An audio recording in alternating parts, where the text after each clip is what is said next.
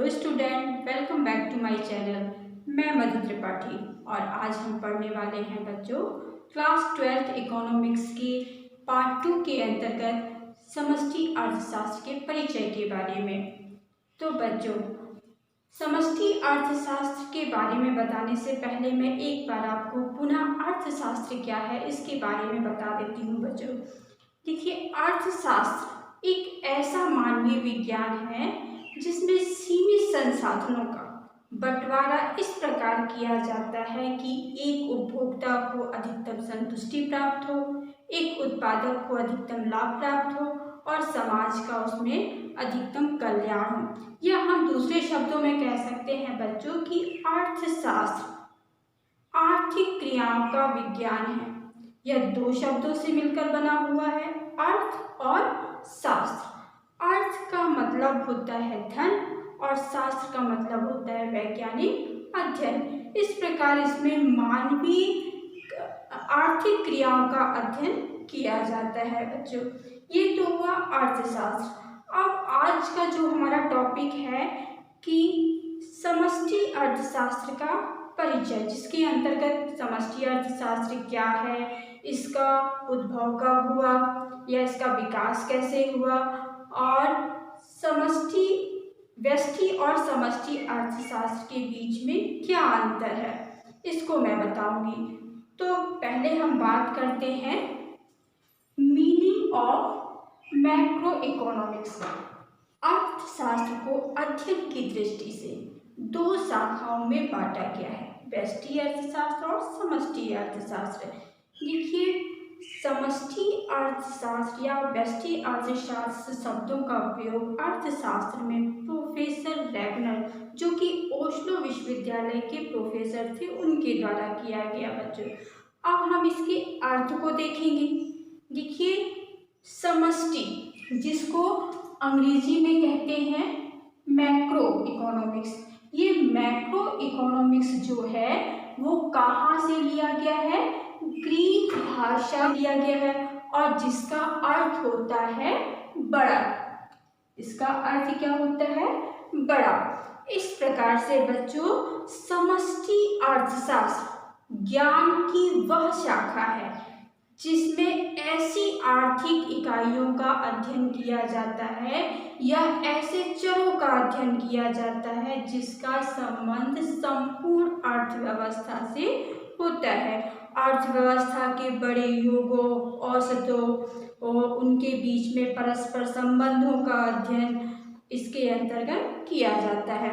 इस प्रकार हम कह सकते हैं बच्चों कि इसमें व्यक्तिगत आर्थिक इकाइयों का अध्ययन ना होकर के ऐसी इकाइयों का अध्ययन किया जाता है, ऐसे बड़े योगों, औसतों का अध्ययन किया जाता है जिसमें कि जिसका संबंध संपूर्ण अर्थव्यवस्था से होता है। जैसे कि बच्चों, एक अर्थव्यवस्था में कुल रोजगार कितना है, कुल मांग कितनी है, कुल पूर्ति क्या है, कुल बचत क्या है, कुल निवेश क्या है, इत्यादि से। तो समष्टि अर्थशास्त्र मतलब जिसका संबंध किससे होता है? संपूर्ण अर्थव्यवस्था से होता है। इसके अंतर्गत एक संपूर्ण समाज की समस्याओं का अध्ययन किया जाता है, संपूर्ण समाज की तेजी मंदी का अध्ययन किया जाता है। मतलब कुल मिला के हम कह सकते हैं कि ऐसी आर्थिक इकाइयों का अध्ययन जिसका संबंध संपूर्ण समाज से होता है, संपूर्ण अर्थव्यवस्था से होता है। तो ये तो हुआ मैक्रो इकोनॉमिक्स का अर्थ। अब हम जानेंगे बच्चों कि ये मैक्रो शब्द का जो, या कह सकते हैं मैक्रो इकोनॉमिक्स का उदय कैसे हुआ। देखिए, पहले भी प्राचीन समय में भी व्यष्टि और समष्टि शब्द का प्रयोग किया जाता था, लेकिन अध्ययन की पृथक शाखा के रूप में इसका उदय, इसका विकास जो है वो आधुनिक समय में आधुनिक अर्थशास्त्रियों के द्वारा किया गया। और ये इसका विकास जो है उस समय हुआ जब देश में, या कह सकते हैं विश्व में, आर्थिक मंदी की स्थिति उत्पन्न हुई थी। और ये मंदी की स्थिति जो थी बच्चों कब आई थी? 1929-30 में जो थी विश्वव्यापी आर्थिक मंदी की स्थिति या आर्थिक मंदी की समस्या उत्पन्न हो गई थी। उस समय किसका विकास हुआ? समष्टि अर्थशास्त्र का विकास हुआ, क्योंकि इससे पहले ध्यान दीजिएगा बच्चों, जो प्रतिष्ठित अर्थशास्त्री, जब आप कहेंगे कि ये प्रतिष्ठित अर्थशास्त्री कौन होते हैं या नव प्रतिष्ठित अर्थशास्त्री, तो देखिए प्रतिष्ठित अर्थशास्त्रियों से तात्पर्य हमारा देखिए अर्थशास्त्र का आधुनिक जनक किसे कहा जाता है? प्रोफेसर एडम स्मिथ को कहा जाता है। और प्रोफेसर एडम स्मिथ ने 1776 में आधुनिक अर्थशास्त्र का जनक एडम स्मिथ को कहा जाता है। उन्होंने 1776 में उनकी एक पुस्तक प्रकाशित हुई थी, द वेल्थ ऑफ नेशन। और इस वेल्थ ऑफ नेशन के माध्यम से उन्होंने अर्थव्यवस्था से संबंधित अपने विचारों को क्रमबद्ध रूप से प्रस्तुत किया था, और इसी वजह से उन्हें अर्थशास्त्र का जनक कहा जाता है, फादर ऑफ इकोनॉमिक्स कहा जाता है बच्चों। तब से लेकर ये आर्थिक मंदी का दौर कब आया? 1929 में आया। तो आप देखेंगे कि 1776 से लेकर के 1929, मतलब ये जो आर्थिक मंदी की स्थिति उत्पन्न हुई, इसके पहले के जो अर्थशास्त्री हैं उनको क्या नाम दिया गया है? प्रतिष्ठित अर्थशास्त्री। और इनकी मान्यताएं जो थी वो क्या थी बच्चों? इनकी मान्यताएं थी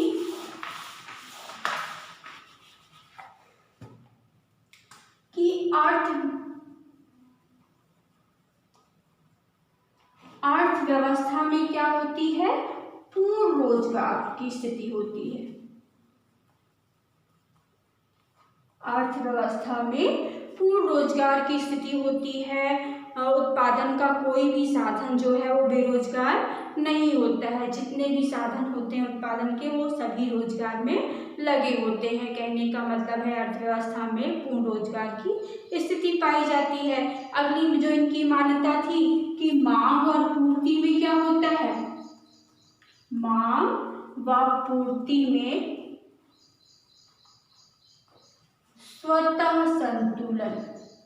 मांग पूर्ति में स्वतः संतुलन, मतलब यदि किसी वस्तु का उत्पादन अधिक है, पूर्ति अधिक है, तो पूर्ति अधिक होने की वजह से उसकी मांग भी क्या हो जाएगी? पूर्ति के अनुसार बढ़ जाएगी। और यदि मांग अधिक है तो मांग अपनी पूर्ति खुद स्वयं ही वो क्या कर लेगी? बढ़ा लेगी। इस प्रकार से क्या हो जाएगा? मांग और पूर्ति में अपने आप ही संतुलन हो जाएगा।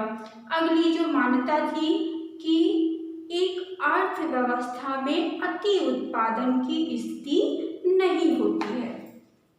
तो तीसरी जो इनकी मान्यता, अति उत्पादन, मतलब अर्थव्यवस्था में अति उत्पादन की स्थिति नहीं पाई जाती है। उत्पादन कितना भी क्यों ना हो जाए, वह या कह सकते हो कि वार्षिक उत्पादन कितना भी क्यों ना हो, वो वार्षिक मांग से ज़्यादा नहीं हो सकता। अर्थात कहने का मतलब ये है कि प्रतिष्ठित अर्थशास्त्रियों की मान्यता थी कि अर्थव्यवस्था में अति उत्पादन की स्थिति नहीं होती है।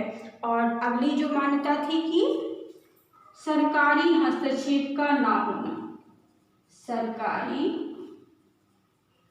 हस्तक्षेप का ना होना।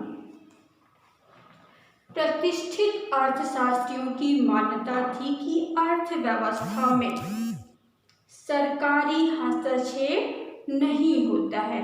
यदि सरकारी हस्तक्षेप हुआ तो इससे जो पूर्ण रोजगार की स्थिति है अर्थव्यवस्था में, वो क्या हो जाएगी? पूर्ण रोजगार की स्थिति फिर नहीं रहेगी। अर्थव्यवस्था में बेरोजगारी की स्थिति आ जाएगी या रोजगार का जो संतुलन है वो बिगड़ जाएगा और इससे बेरोजगारी उत्पन्न हो सकती है। इसलिए इनका मानना था कि एक अर्थव्यवस्था में सरकारी हस्तक्षेप नहीं होता है।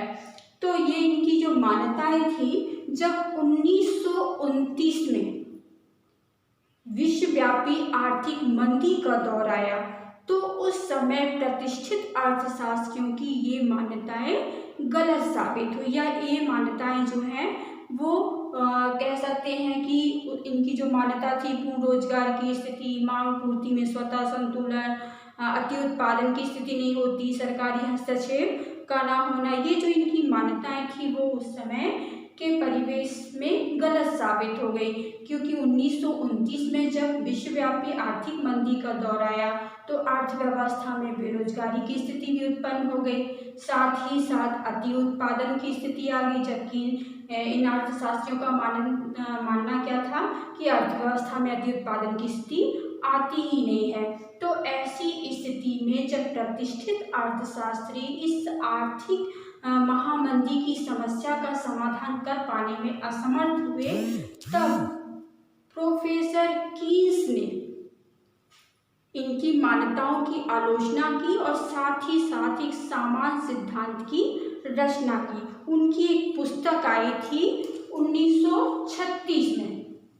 1936 में उनकी एक पुस्तक प्रकाशित हुई थी जिसका नाम था the general theory of employment, interest and money. इसके माध्यम से उन्होंने बताया कि जो विश्वव्यापी या अंतरराष्ट्रीय या राष्ट्रीय स्तर की जो समस्याएं हैं उनका समाधान समष्टि अर्थशास्त्र के अंतर्गत किया जाना चाहिए और तभी से इसका जो समष्टि अर्थशास्त्र का है जो विकास है वो प्रारंभ माना जाता है। तो ये तो हुआ कि व्यष्टि और समष्टि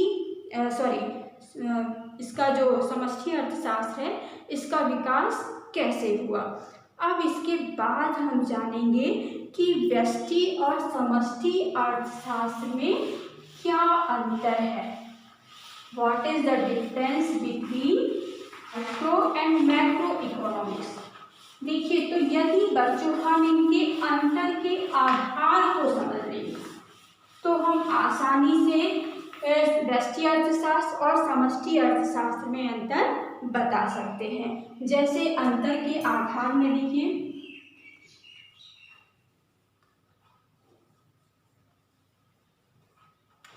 पहला जो अंतर का आधार है वो है विषय सामग्री।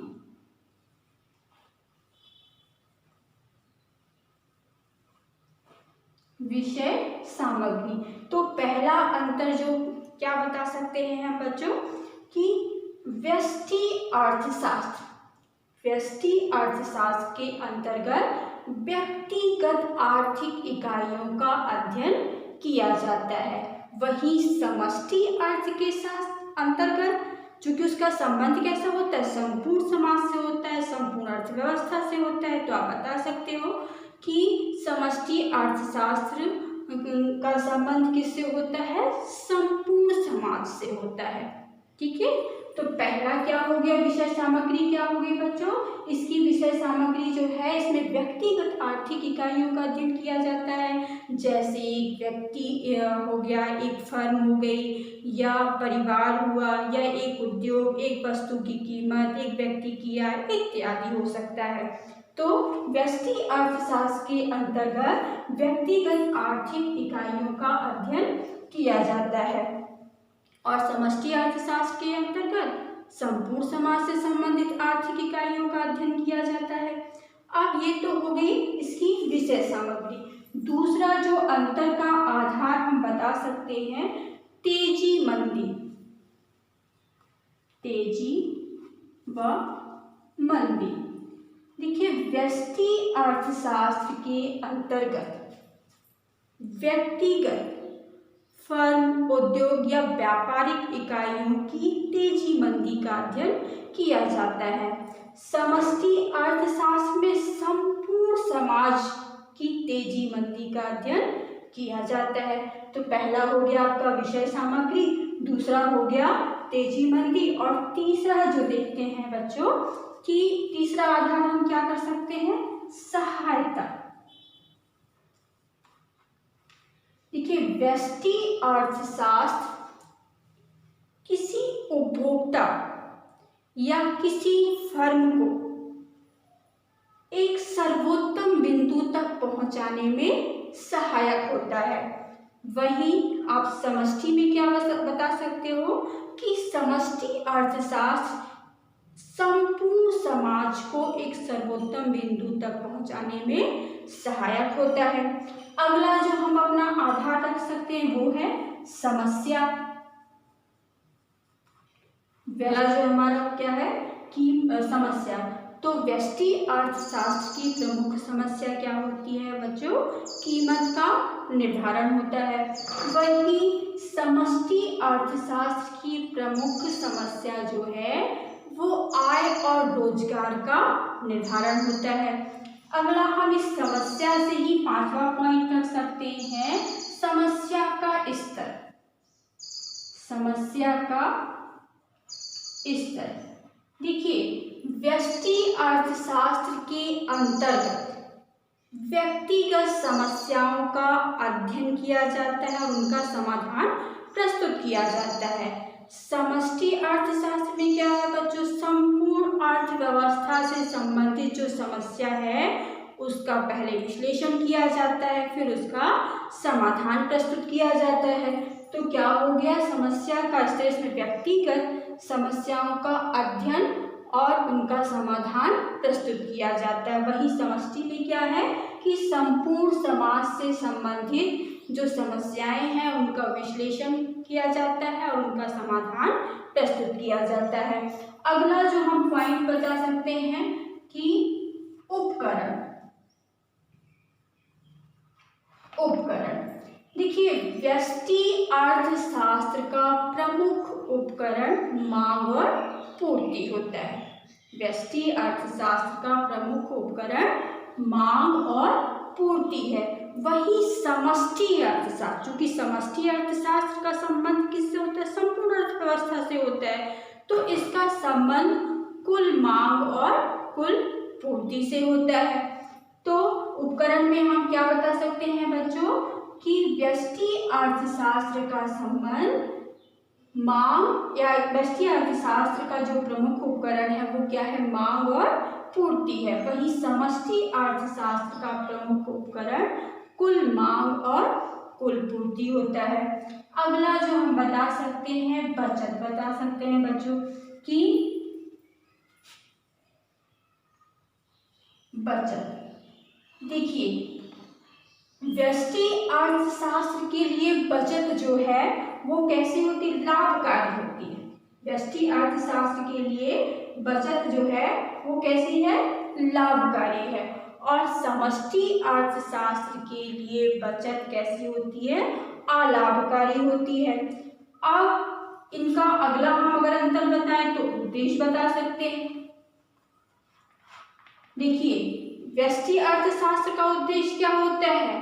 उत्पादन के साधनों का सर्वोत्तम बंटवारा करना, या कह सकते हो संसाधनों का सर्वोत्तम बंटवारा करना होता है इसका उद्देश्य। वही समष्टि अर्थशास्त्र का उद्देश्य क्या होता है? जो संसाधन है उनका कुशलतम प्रयोग करना, उनका पूर्ण उपयोग करना और उनका विकास करना। इस बार यदि आप चाहें तो एक और बता सकते हैं बच्चों की उपयोगिता।